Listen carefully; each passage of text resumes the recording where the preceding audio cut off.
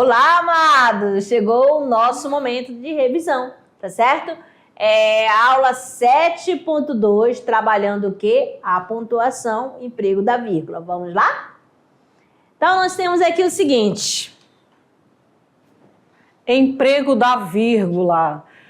Observem, o presidente compareceu à reunião, acompanhado da secretária, do diretor e do coordenador.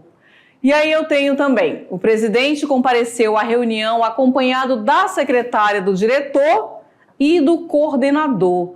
Existe uma diferença aqui quanto ao uso da vírgula. Vocês conseguem perceber na primeira oração e na segunda? E uma que dá para perceber que tem 3 pessoas, a outra que há menos pessoas. Isso, a pontuação, pessoal, é necessária para qualquer texto escrito, se o autor quer se fazer entender e deseja passar clareza naquilo que ele apresenta ao leitor. O uso da vírgula é fundamental para que você não cause até confusão, né? Quanto à escrita. Eu quis dizer uma coisa, mas na verdade com a vírgula foi outra. A vírgula deve ser usada para separar vocativo. Aí você lembra, o que é vocativo? É o chamamento, né? Deve, senhor presidente, confiar nessas ideias. Então, onde que está o vocativo? Senhor presidente. Tanto que está em negrito, tá certo? Colocando aqui para vocês, aqui é o vocativo. É o chamamento, sempre entre vírgula. Meus caros amigos, não sei se fui claro. Então, aqui, vocativo. Meus caros amigos, beleza? Aqui nós temos 2 situações, 2 exemplos, quando indica uma afirmação, eu vou escrever sem vírgula. Quando eu quero um chamamento, eu já sei que é vocativo e exige a vírgula. Então aqui, doutor José Carlos, vem aqui. Aí tá afirmando. Aí na outra oração, doutor José Carlos, vem aqui. Marcada, quando for chamamento, tem a vírgula. Se for uma afirmação, sem vírgula. E vamos embora. Sujeito e verbo. Os computadores podem acarretar 2 consequências. Os pandeiros repicavam ao sabor do carnaval. Nada de vírgula aqui, pessoal. Muitas pessoas preferem o caminho do dinheiro. Então, não devemos separar, sujeito e o verbo com vírgula. Então, marcando aqui os computadores, os pandeiros e muitas pessoas. Verbo, aqui, vamos para o vermelho, agora muda a cor, verbo e complementos, tá? Os computadores podem acarretar 2 consequências. Então, olha só, esse é o complemento verbal, tá bom? Pode acarretar o quê? 2 consequências, tá bom? Esse aqui eu vou colocar aqui. Muitas pessoas gostam de manga. Gostam de quê? De manga. O pai de Fernanda comprou um carro. Comprou o quê? Um carro. Então, complemento verbal, olha só. Complemento é o objeto, que pode ser direto ou indireto, tá bom? Oração principal e oração objetiva. Ele disse que não viria. Solicitamos a Vossa Senhoria que permaneça na sala. Então, aqui, ele disse. E aqui nós temos a oração principal e aqui a oração subordinada objetiva, né? Ou seja, subordinada, substantiva, objetiva. Solicitamos o quê? A Vossa Senhoria que permaneça na sala. A vírgula deve ser usada para separar os termos deslocados. A sala, aqui. Acredito que já tenha sido alugada. Acredito que a sala já tenha sido alugada. Os inspetores parece que não chegaram. Parece que os inspetores não chegaram. A vírgula também deve ser usada em caso de pleonasmo, né? Ou anacoluto, né? Quando está aquela quebra na oração. Aos empregados, o nosso sucesso lhes devemos. Se lhes aqui está relacionado aqui aos empregados. Dinheiro que não está precisando disto. Então, aqui você vê que há uma quebra na estrutura da oração. Certo. Beleza? Então, amados, ficamos aqui com a nossa revisão. E daqui a pouco, a gente volta com as atividades. Até lá!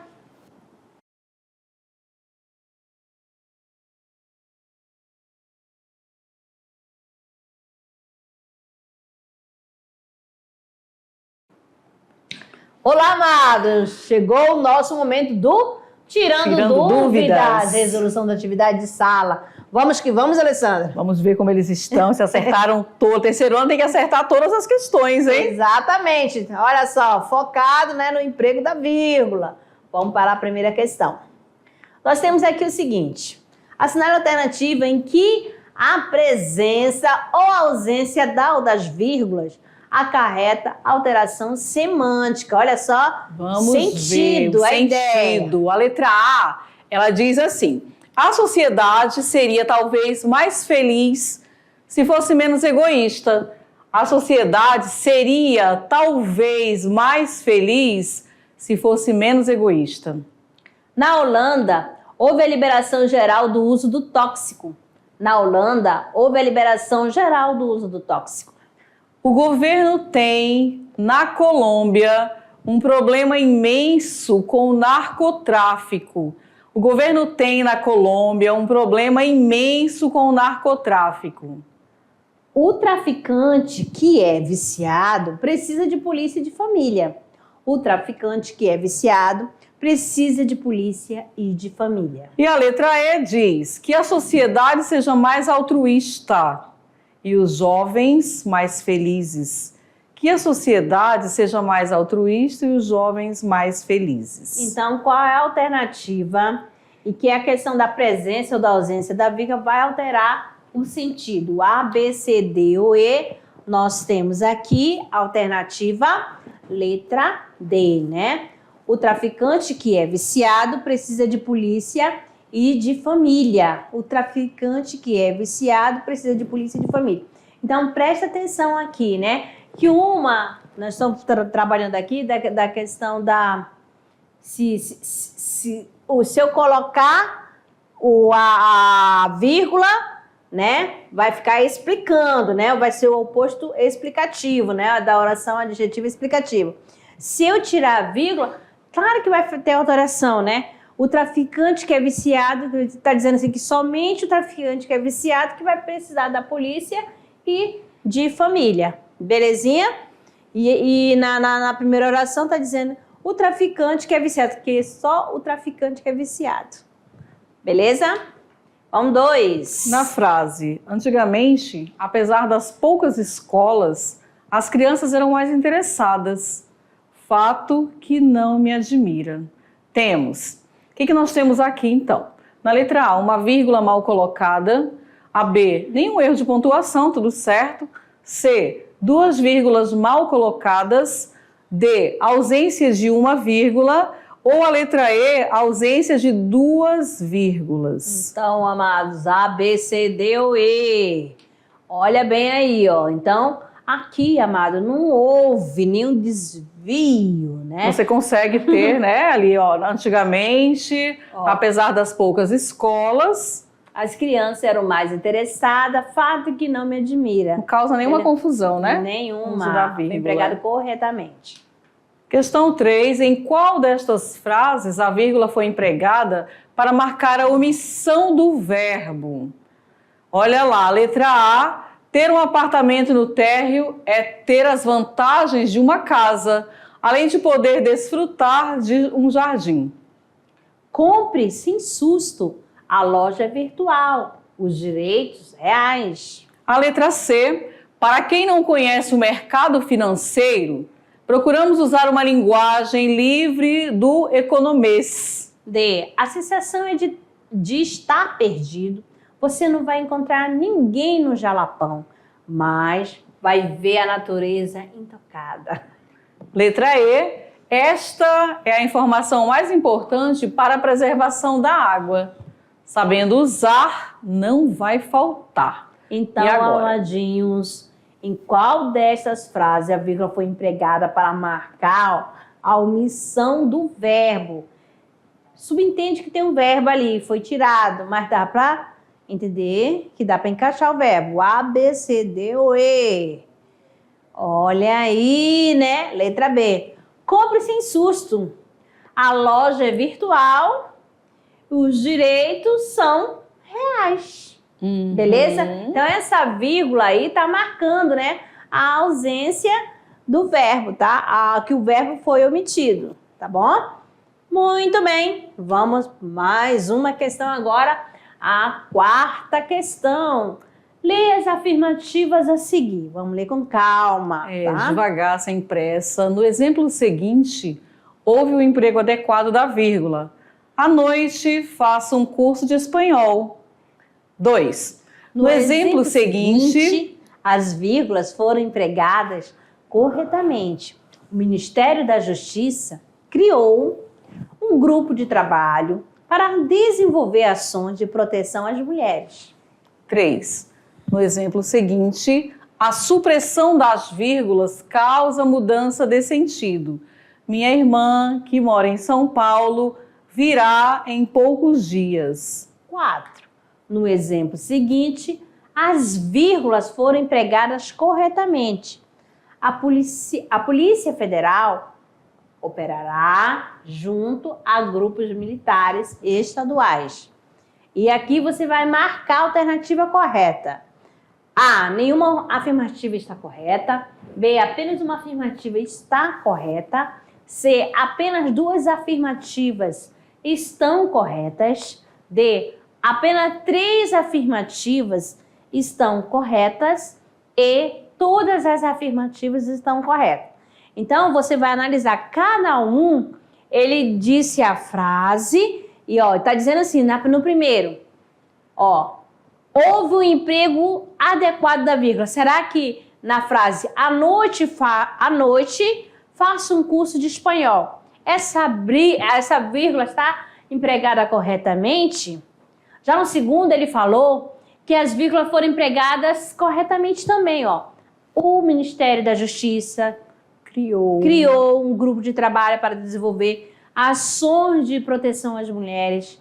No outro, que fala que a supressão da vírgula causa mudança de sentido. Se você não colocar, vai mudar o sentido. Minha irmã, que mora em São Paulo, virá em poucos dias. E a outra está dizendo que foi empregada corretamente a vírgula no último exemplo. Então, você analisou as 4 frases, né? O emprego da vírgula, e agora você vai escolher a alternativa A, B, C, D ou E. Nós temos aqui, somente 2, né, que foi a letra C, afirmativas estão corretas. Vamos eliminando? Aqui, presta atenção. Na última já está errada por quê? Porque não pode colocar vírgula entre o sujeito e o predicado, né, e o verbo. Né? A Polícia Federal operará. Olha um monte de vírgula que tem aí, né? Então não pode. Aí deixa eu ver aqui quando fala o seguinte. À noite, faça um curso de espanhol. Então aí, à noite, eu tenho uma adjunta adverbial. Aí foi usado corretamente o emprego da vírgula. Tá certo? Aí, e o terceiro também, deixa eu ver. O terceiro também está correto, né? A minha irmã, que mora em São Paulo, que é esse que mora em São Paulo, né, tá explicando, né? E se você tirar, muda o sentido, né? Que é da questão da restritiva e da explicativa. E a 2 está correta porque dessa questão de colocar vírgula indevida. Beleza? Vamos lá agora para o Se Liga do Enem.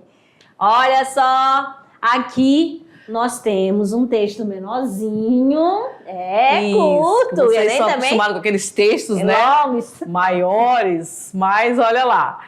A garganta é a gruta que guarda o som. A garganta está entre a mente e o coração.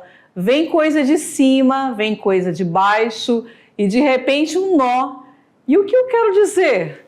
Às vezes acontece um negócio esquisito. Quando eu quero falar, eu grito. Quando eu quero gritar, eu falo. O resultado, calo. Então, olha lá, nós temos aqui a função emotiva, né? Você vai lendo e vai percebendo aí algumas sensações. A função emotiva presente no poema cumpre o propósito do eu lírico de... O eu lírico é a voz que fala no poema, tá, pessoal? Só para relembrar. Então, qual é a função? Letra A, revelar as desilusões amorosas. B, refletir sobre a censura à sua voz. C, expressar a dificuldade de comunicação. D, ressaltar a existência de pressões externas. Ou a letra E, manifestar as dores do processo de criação. O que vocês acham? Analisaram, né?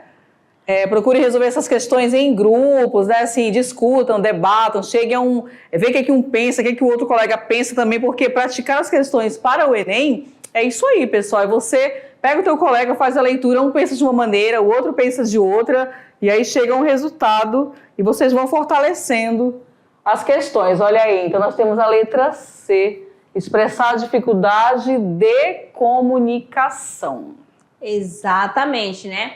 Que explora a temática de um sujeito que passa pela dificuldade de traduzir em palavras aquilo que se sente ou pensa. Quando fala da função emotiva, aí tem mesmo o conceito da função expressiva. Emotiva vem da subjetividade.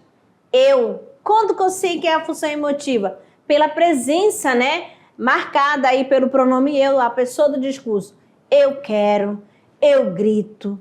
Quando eu gritar, entendeu? Aí por isso que aí você, meu Deus, quando é a função emotiva? Aí você fica a subjetividade presente, né? Expressar a dificuldade de comunicação. E aí nós vamos ver muito isso também nas nossas aulas de literatura. Exato. Essa função emotiva. Não se preocupem. A função referencial, que é objetiva. Ó, referencial você já vai perceber, ó, objetiva, emotiva, subjetividade. Subjetividade, eu. Clube de leitura. Clube de leitura aqui da unidade 1, Os Sertões.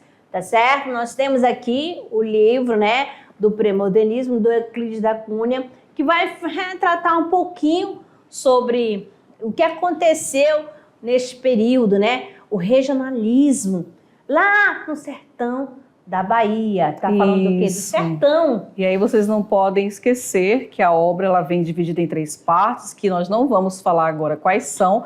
Talvez até vocês já tenham visto alguma coisa, né? São 3 partes em que a obra vem dividida. E aí acontece, ele vai relatando, né? Não vamos falar muito, senão a gente acaba, né? Vamos deixar para um próximo momento. Mas não deixem para ler de última hora, pessoal. Comece a fazer a leitura, que para vocês, nesse momento do Enem, é extremamente necessário os sertões. Exatamente. E vamos lá, olha aqui com a turma, né, da professora Marinês, tá certo? A professora Marinês enviou essa imagem linda da grande turma. A turma, né? É um terceirão. Olha só o nome da escola, ó, vamos falar, né? Fale o nome da minha escola, professora. Professora Antônia Vieira Frota, Distrito de Vista Alegre da Bonã, Porto Velho. Exatamente, ó. Professora mediadora, né, que é a professora presencial, Marinês Fátima do DEC. Parabéns, turma, professora. Terceiro A. Preparados aí já para finalizar mais essa caminhada do ensino médio. E se preparem mesmo, viu? Muita leitura. Os amadinhos ali estão animados, hein? Fizeram até pose, tá certo? Olha, muito obrigada, professores que estão colaborando com a nossa aula, não é mesmo, Alessandra? Nossos professores queridos, nossos estudantes da mediação tecnológica. Empenho total, pessoal. Devagar, sem pressa, devagar e sempre que o resultado vem. Com certeza. Então, amados, muito obrigada pela companhia de vocês e até a próxima aula.